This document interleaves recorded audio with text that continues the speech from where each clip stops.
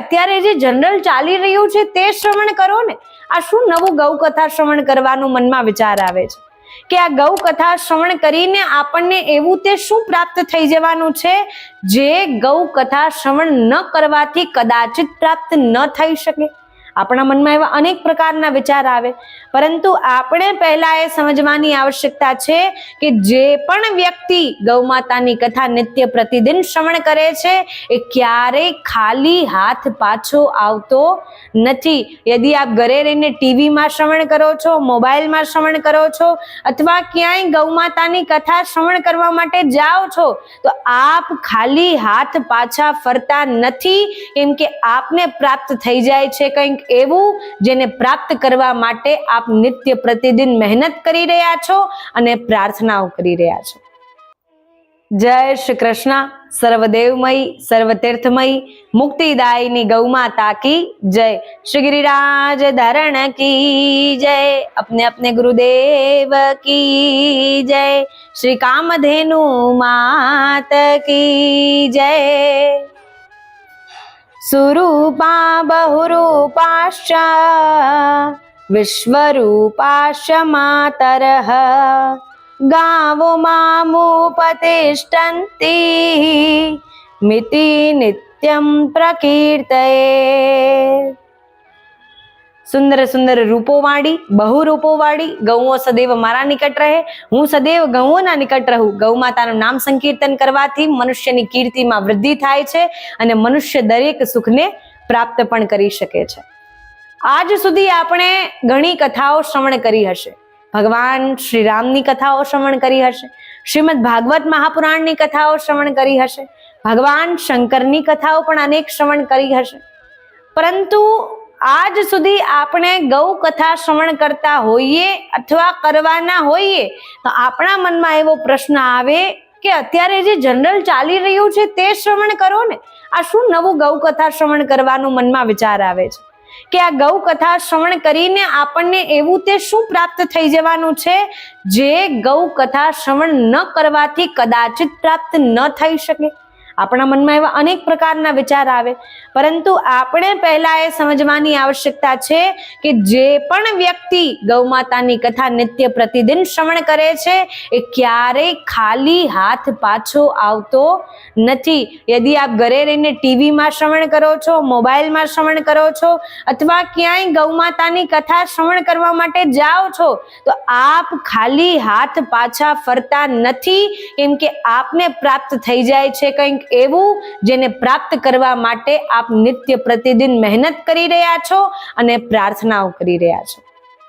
આપણા મનમાં વિચાર આવે કે ગૌ કથા શ્રવણ કરીને આપણને એવું તે શું મળી જવાનું છે કે જે શ્રવણ કરવાથી કદાચિત ન શ્રવણ કરવાથી ન મળી શકે. પરંતુ ગૌ કથા શ્રવણ કરવાથી મળે છે કૃપાનો દ્વાર.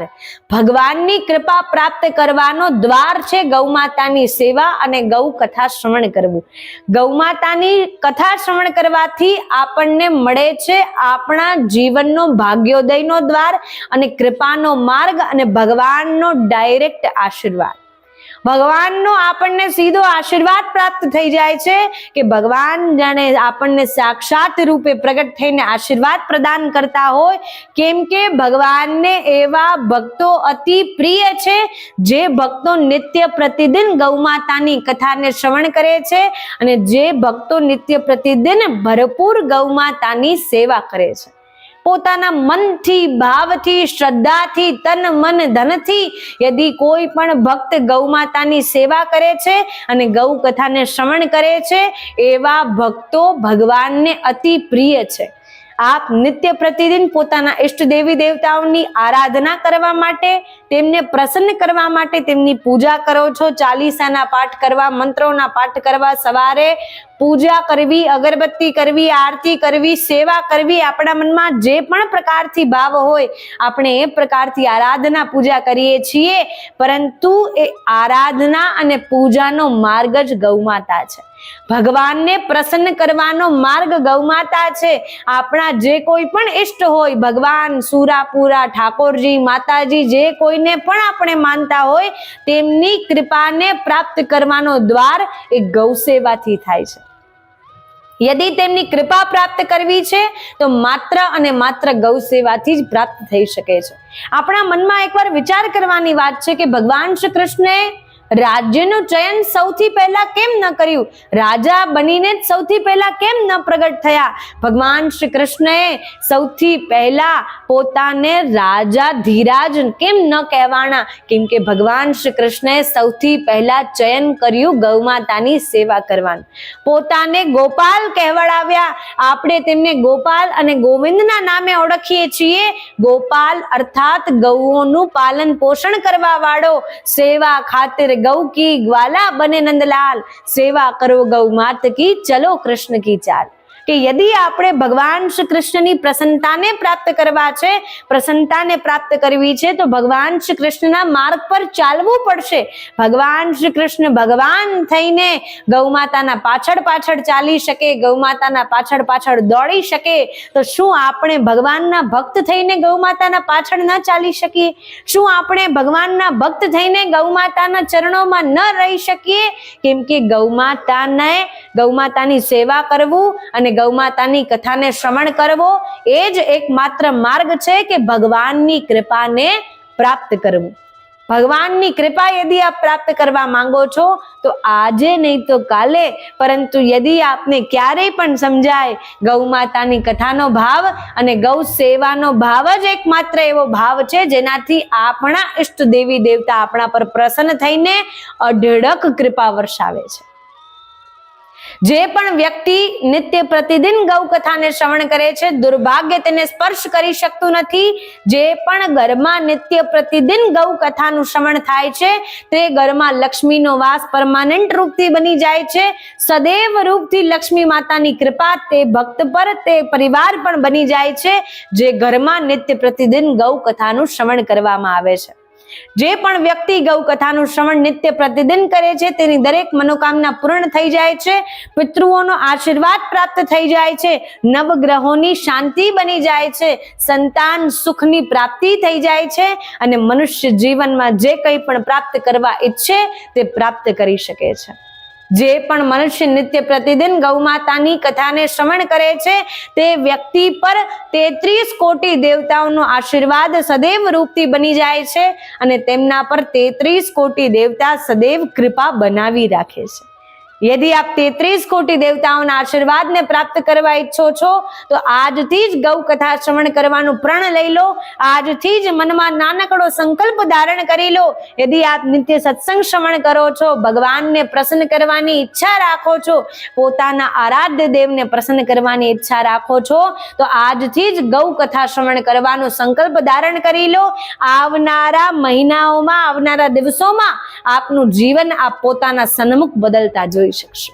આપનું જીવન આપના સામે જ બદલતા દેખાશે અને આપને દેખાશે, આપને વાતની અનુભૂતિ થશે કે આજ સુધી જાણે હું ખાલી હાથ સત્સંગ શ્રવણ કરીને આવતો હતો, પરંતુ ગૌ માતાની કથા, ગૌ સત્સંગ શ્રવણ કરવાનો પ્રારંભ કર્યો ત્યારથી મને એવું લાગે છે કે મારા જીવનમાં મને દિશા મળી ગઈ છે. મારા જીવનમાં ધ્યેય તો હતો પરંતુ સફળતા નહોતી, તો હવે મને સફળતા પણ મળી ગઈ છે. મારા જીવનમાં મને એવી અનુભૂતિ થાય છે કે હું હવે સુરક્ષિત છું. મારા જીવનમાં મને પ્રસન્નતા મળી ગઈ છે. યદि આપ પ્રસન્નતા પ્રાપ્ત કરવા ઈચ્છો છો, અતિ આનંદ પ્રાપ્ત કરવા ઈચ્છો છો તો આજથી જ ગૌ કથા શ્રવણ કરવાનું પ્રારંભ કરી દો. આપણા મનમાં વિચાર આવે ગૌ કથા શ્રવણ કરવાથી આપણને એવું તે શું પ્રાપ્ત થઈ જશે? પહેલું છે મનની શાંતિ. મનુષ્ય ધન કમાવે છે, અઢળક પૈસા કમાવે છે, કોઈ ના નથી, પરંતુ ધનથી આપ સુવિધાઓ ખરીદી શકો છો, મનની શાંતિ નહીં. મનની શાંતિ તો કેવલ અને કેવલ ગૌ માતાના ચરણોમાં જ આપને મળી શકે છે. ગૌ માતાના સન્મુખ શીશ નમાવવાથી જ આપને એ મનની શાંતિ મળી શકે છે. જે મનની શાંતિ પ્રાપ્ત કરવાથી આપ પોતાના ધ્યેયને પ્રાપ્ત કરી શકો છો. આપ જીવનમાં સફળતાને પ્રાપ્ત કરી શકો છો. યદि આપને તે મનની શાંતિ પ્રાપ્ત કરવી છે, હૃદયમાં એક એવી અદ્ભુત શાંતિ પ્રાપ્ત કરવી છે, તો એ માત્ર અને માત્ર ગૌ કથા શ્રવણથી આપને પ્રાપ્ત થઈ શકે છે. મનુષ્ય જીવનમાં બધા પાછળ દોડે છે, પોતાના પરિવાર પાછળ દોડે છે, ધન કમાવવા પાછળ દોડે છે, પૈસા પાછળ દોડે છે, કે સુખ સુવિધાઓ સમૃદ્ધિ પાછળ દોડે છે, પરંતુ મનુષ્ય એ બધા પાછળ દોડવામાં શાંતિને પ્રાપ્ત કરવાનું ભૂલી જાય છે. તો મનુષ્યને એવી અદ્ભુત શાંતિ પ્રાપ્ત થઈ શકે છે. બીજું છે ધન અને સમૃદ્ધિની પ્રાપ્તિ કરી શકે છે. મનુષ્ય પોતાના જીવનમાં સુખી થવા ઈચ્છે છે, સમૃદ્ધ થવા ઈચ્છે છે, કે મારા જીવનમાં કોઈ પણ વાતની ખામી ન રહે, મારા બાળકો જે પણ કઈ વસ્તુ માંગે છે તેને હું પૂરી પાડી શકું, મારી પત્ની જે કંઈ પણ માંગે તેને પૂરી પાડી શકું, મારા માતા પિતા પરિવારજન જે કંઈ પણ માંગી રહ્યા છે, વસ્તુઓ જોઈએ છે, સુખ સુવિધાઓ, આરામ જોઈએ છે, વિશ્રામ જોઈએ છે, તે હું એને આપી શકું, તેવો સક્ષમ બની શકું, તેવું હર વ્યક્તિ ઈચ્છે છે. દરેક વ્યક્તિ એવી ઈચ્છા પ્રગટ કરે છે, મારા ઘરમાં કોઈ પણ વાતની ખામી ન રહે, એટલું અઢળક ધન આવે કે હું એ ધનથી બધી સુખ સુવિધાઓને ખરીદી શકું. પરંતુ એ સુખ સુવિધાઓની જડ છે ગૌમાતા. પુરાણોમાં વર્ણન છે, ગાવો લક્ષ્મ્યા તથા મૂલમ ગાવો દીનમ ન નશ્યતિ, કે ગૌમાતા એ જ લક્ષ્મીનું મૂળ છે, લક્ષ્મીની જડ છે, અને ગૌમાતાને આપેલું ક્યારેય નષ્ટ થઈ શકતું નથી. યદિ આપ ગૌમાતાને આજે રોટલી પણ આપી રહ્યા છો ભાવ અને શ્રદ્ધા સાથે, એ એક રોટલીનું પુણ્ય આપને નિત્ય પ્રતિદિન પ્રાપ્ત થતું રહે છે. તો એટલા માટે યદિ આપ સુખ સમૃદ્ધ બનવા ઈચ્છો છો તો આપ આજથી જ ગૌ કથાને શ્રવણ કરવાનું પ્રારંભ કરી દો. આપને સુખ અને સમૃદ્ધિની પ્રાપ્તિ થઈ જશે, કેમ કે સાક્ષાત લક્ષ્મી સ્વરૂપા ગૌ માતાની આપ નિત્ય પ્રતિદિન કથા શ્રવણ કરી રહ્યા છો. ત્રીજું છે પરિવારમાં પ્રેમ અને એકતા વધે છે. કે દરેક વ્યક્તિ ઈચ્છે છે કે જે પ્રકારે એક મોતીની માલા છે એ પ્રકારે અમે બધા પરિવારજન જોડાયેલા રહીએ, એ પ્રકારે અમે બધા કુટુંબીજન એક સાથે રહીએ. પરંતુ ક્યારેક વાદ વિવાદ અને સંવાદ એવા બની જતા હોય છે કે અલગ રહેવું પડે છે, જુદું રહેવું પડે છે. મનમાં એવો ક્યાંક એવા ખૂણામાં એવો ભાવ હોય કે કદાચ અમે બધા એક સાથે રહેતા હોઈએ, અમે બધા પરિવારજન એક સાથે મળીને વાતચીત કરતા રહીએ, તેવો મનમાં ભાવ કોઈ ને કોઈ પરિવારજનમાંથી એક ને એક સદસ્યના મનમાં એવો ભાવ હોય છે. અને યદિ એવો ભાવ સુંદર ભાવ છે, પરિપૂર્ણ ભાવ છે, બધા પરિવારજનોને એક કરવાનો ભાવ છે, તેમના એકતા અને પ્રેમ વધે તેવો ભાવ છે, તો બધા પરિવારજનોએ મળીને ગૌ માતાની સેવા કરવાનું પ્રારંભ કરવું જોઈએ. અને પરિવારજનો જ્યાં ક્યાંય પણ છે એકબીજાથી અલગ રહી રહ્યા છે તો પણ ગૌ કથા શ્રવણ કરવાનું પ્રારંભ કરવું જોઈએ. ગૌ માતાની કૃપા એવી અદ્રશ્ય કૃપા બની જાય છે કે એ કૃપા સદૈવ આપની સાથે રહે છે. અને જે પ્રકારે એ મોતીનું એક માળામાંથી એક મોતી જ્યારે જુદું પડે છે, આખી માળા તૂટીને વિખરાઈ જાય છે, એ જ પ્રકારે એક વ્યક્તિના અલગ રહેવાથી બધા લોકોમાં મનમાં વાદ વિવાદ પ્રગટ થઈ જાય છે. તો એટલા માટે યદિ આપણે એક માળાની જેમ રહેવા માંગીએ છીએ તો એકબીજાના પ્રત્યે માન સન્માન પ્રેમ આદર અને સત્કાર પ્રગટ હોવો આવશ્યક છે. અને એ પ્રગટ થઈ શકે છે ગૌ કથા શ્રવણ કરવાથી. મનમાં એવો ભાવ અને એકબીજા પ્રત્યે પ્રેમ ત્યારે જ પ્રગટ થઈ શકે છે જ્યારે પ્રેમની સાક્ષાત મહાન મૂર્તિની આપણે શ્રવણ કરીએ છીએ અને ગૌ માતાની સેવા નિત્ય પ્રતિદિન કરીએ છીએ. ચોથું છે સંતાન સુખ અને ભવિષ્યની સુરક્ષા. દરેક વ્યક્તિ સંતાન સુખ પ્રાપ્ત કરવા માટે ઈચ્છે છે, અમારી સંતાન સુરક્ષિત રહે, સંતુલિત રહે, સફળતા પ્રાપ્ત કરે, સમૃદ્ધિ પ્રાપ્ત કરે અને સુરક્ષિત રહે તેવું દરેક માતા પિતા ઈચ્છે છે. અને સૌથી મહત્વપૂર્ણ કે સંસ્કારી બને તેવું દરેક માતા પિતા ઈચ્છે છે. અને યદિ તેમનામાં ગૌ કથા શ્રવણ કરવાના ભાવ પ્રગટ થશે, માતા પિતા યદિ પોતાના બાળકોને પોતાની સંતાનોને ગૌ કથા શ્રવણ કરાવે છે તો એ પોતાના બાળકોનો પ્રેમ પ્રાપ્ત કરી શકે છે. બાળકોમાં નાનપણથી જ પ્રેમ ભાવ, કરુણાનો ભાવ, વાત્સલ્ય ભાવ, માતૃત્વનો ભાવ પ્રગટ થઈ જાય છે ગૌ કથા શ્રવણ કરવાથી. ગૌ માતાની સેવા કરવાથી તેમનામાં દીન ભાવ અને દયા ભાવનું પ્રાગટ્ય થઈ જાય છે. એવા સંસ્કાર પ્રગટ થાય છે અને બાળકો સુસંસ્કૃત થઈ જાય છે ત્યારે પોતાના માતા પિતાની સેવા પણ કરવા લાગે છે. આજની યંગર જનરેશનમાં માતા પિતાની સેવા કરવી, માતા પિતાનું માન સન્માન ઘણું ઓછું થતું દેખાઈ રહ્યું છે.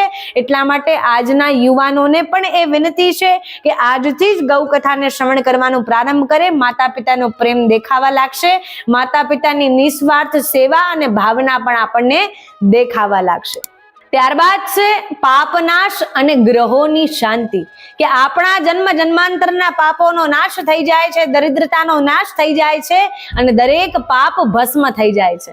આપણા પાપ ભસ્મ થઈ જાય છે અને પુણ્યોનો ઉદય થઈ જાય છે અને આપણા જીવનમાં જે પણ નવગ્રહોનો દુષ્પ્રભાવ પડી રહ્યો છે, આપણા જીવનમાં આપણી કુંડલીમાં નવગ્રહોનો જે દુષ્પ્રભાવ પડી રહ્યો છે, નવગ્રહોથી જોડાયેલી જેટલી પણ સમસ્યાઓ આવી રહી છે તે બધી સમસ્યાઓ દૂર થાય છે અને નવગ્રહની પ્રસન્નતા પણ આપને પ્રાપ્ત થઈ જાય છે. એટલા માટે પાપોનો નાશ થાય છે અને નવગ્રહોની પ્રસન્નતા પણ પ્રાપ્ત થઈ જાય છે. ગૌમાતા નવગ્રહોની પ્રસન્નતા પ્રાપ્ત કરાવવામાં સહાયક રૂપ બને છે. ગાવઃ સર્વ સુખપ્રદા, ગૌમાતા સર્વ સુખ પ્રદાન કરનારી છે અને આપણને પ્રસન્નતાની પ્રાપ્તિ પણ કરાવનારી છે.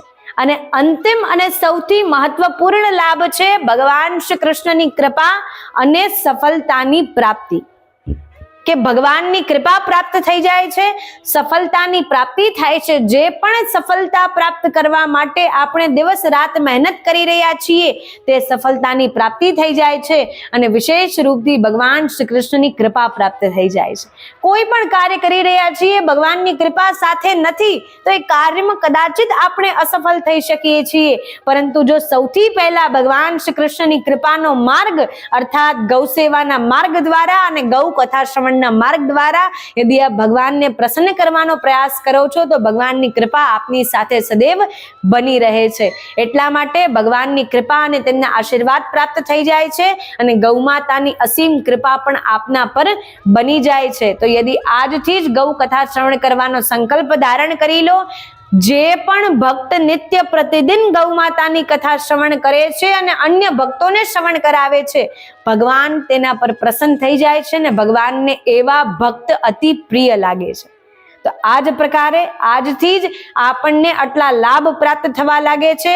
યદિ આપ સુખી થવા ઈચ્છો છો, સમૃદ્ધિવાન બનવા ઈચ્છો છો, ધન વૈભવ યશ કીર્તિની પ્રાપ્તિ કરવા ઈચ્છો છો તો આજથી જ ગૌ કથાને શ્રવણ કરવાનું પ્રારંભ કરી દો.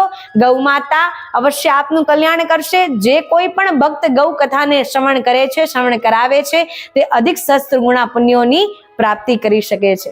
આ જ રીતે ગૌ માતાની સેવા કરતા રહો. ગૌ માતાની સેવા માટે અન્ય ભક્તોને પણ પ્રેરિત કરો. ગૌ માતા અવશ્ય આપનું કલ્યાણ કરશે તેવા આશીર્વાદ છે. ગૌ માતાની સેવા કરતા રહો. જય શ્રી કૃષ્ણ, જય ગિરિરાજ.